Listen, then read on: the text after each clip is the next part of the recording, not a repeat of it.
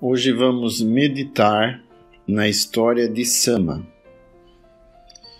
Há uma palavra que em grego é escrita como hipomone e que geralmente é traduzida como paciência em nossa versão da Bíblia em português, mas que na tradução da Bíblia de Darby foi traduzida como ficando atrás. Vem do mesmo verbo usado no versículo de Lucas 2, 43, que diz, abre aspas, ficou, fecha aspas. Nós encontramos uma história muito encorajadora nesse personagem, Sama, que ficou no campo de lentilhas. Em 2 Samuel, capítulo 23, versículos 11 e 12, que diz o seguinte: E depois dele, Sama, filho de Agé, o Horarita, quando os filisteus se ajuntaram numa multidão, onde havia um pedaço de terra cheio de lentilhas, e o povo fugira de diante dos filisteus. Este, pois, se pôs no meio do pedaço da terra, e o defendeu. E feriu os filisteus, e o Senhor obrou um grande livramento. Sama ficou, Sama perseverou. Há talvez algumas coisas mais difíceis que perseverar quando os outros desistem. Não é fácil permanecer, não é mesmo? Eu imagino que os amigos de Sama e seus companheiros soldados podem ter lhe dito que não havia mais esperança, a morte seria certa se permanecessem onde estavam, e de qualquer forma, era apenas um campo de lentilhas que não valeria a pena ficar para defendê-lo. Mas Davi devia ter dado essa responsabilidade a Sama. Assim como você e eu, nos tem dado o Senhor um campo de lentilhas para que o defendemos no lugar que o Senhor nos colocou. E esse campo de lentilhas pode ser muitas coisas, como nossa casa, nosso trabalho, um pequeno número de pessoas reunidos ao nome do Senhor Jesus, que outros têm desprezado por algo maior ou mais atrativo. Nosso campo de lentilhas pode não parecer digno de ser defendido, e nós podemos também querer desistir, ou ainda que estejamos olhando para outros campos que parecem ser mais atrativos e melhores. Nesse momento, possamos lembrar de Sama, que preferiu ficar, preferiu perseverar, enquanto outros fugiram. Nosso Deus é chamado em Romanos 15:5 de o Deus de paciência, ou, segundo a tradução de Darby, o Deus de paciência e encorajamento. Quantos cristãos estão dispostos a dizer que estão firmes e nos gloriamos na esperança da glória de Deus? Romanos 5:2.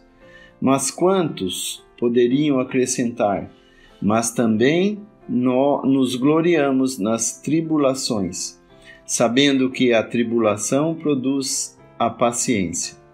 Romanos 5, versículo 3. Pode ser que você possa estar passando por duras provas e que parece acima de suas forças, mas o Deus de toda paciência pode te conceder com que você se glorie na tentação, sabendo que as tribulações produzem paciência.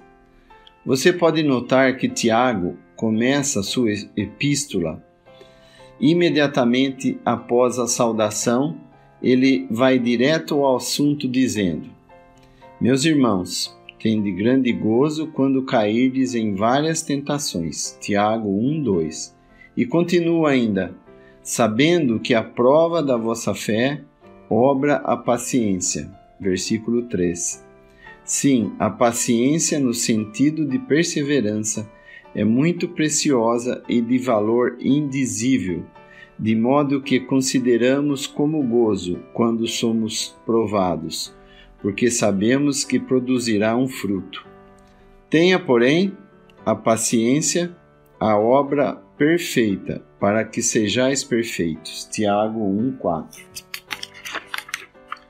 Lembremos do versículo de Romanos, capítulo 5, versículo 4, que diz: e a paciência, a experiência, e a experiência, a esperança. Você pensa que Sama perderia a experiência que ele conseguiu naquela batalha no campo das lentilhas? Jamais.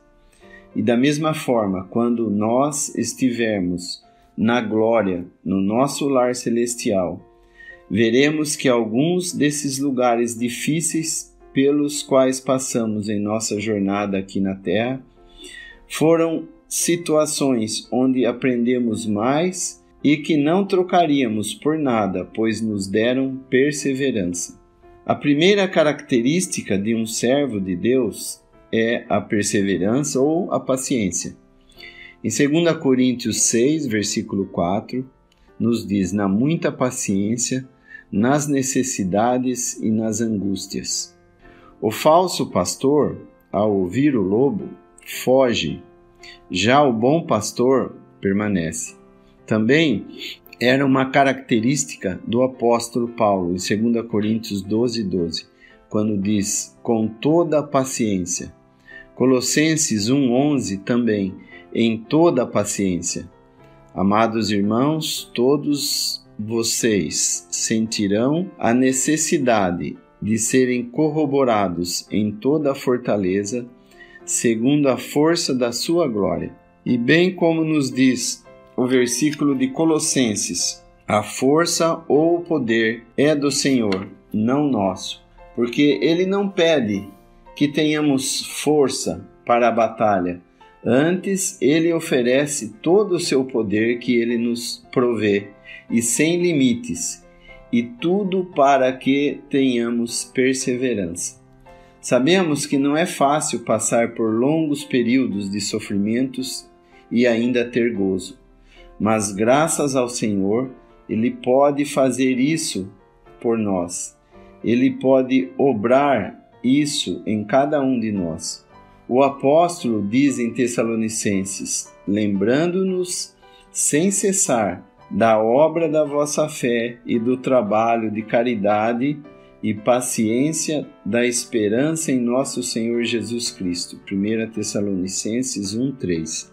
E a perseverança deles foi preservada, pois na segunda carta achamos o apóstolo dizendo: de maneira que nós mesmos nos gloriamos de vós nas igrejas de Deus por causa da vossa paciência e fé.